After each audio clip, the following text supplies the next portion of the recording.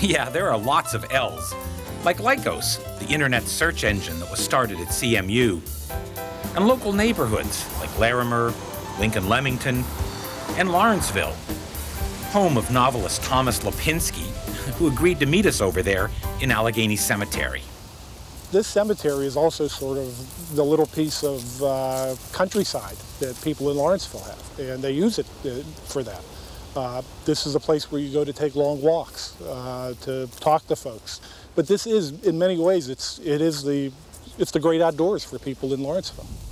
We thought it was appropriate because it's one of the locales in Lipinski's second book, titled A Picture of Her Tombstone.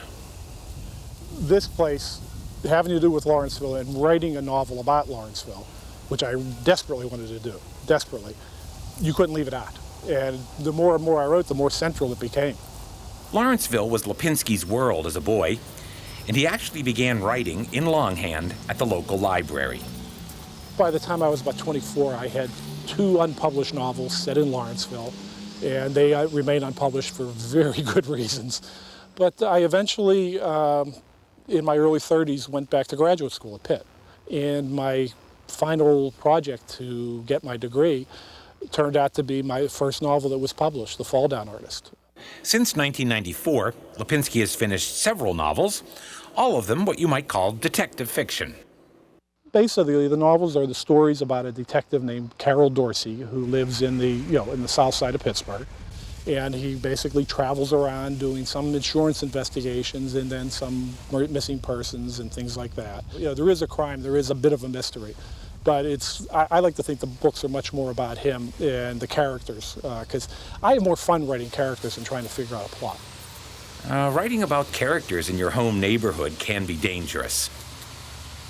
I've had some people suggest that I may, in my second book, have been a traitor to Lawrenceville, because I guess, again, there are some of the bad guys who are from here. The choice of neighborhoods in which I write, they're the ones that mean something to me. Again, writing in Lawrenceville, the second novel, almost completely here, was a homecoming in some ways. Other novels that deal with Squirrel Hill, the Hill District, other places like that, I think I have a feeling of what the spirit was and the history of the places. And I try to pass that on in the novels as well. Familiar places make the books especially fun for Pittsburgh readers, who may also learn to admire and love the main character, Carol Dorsey.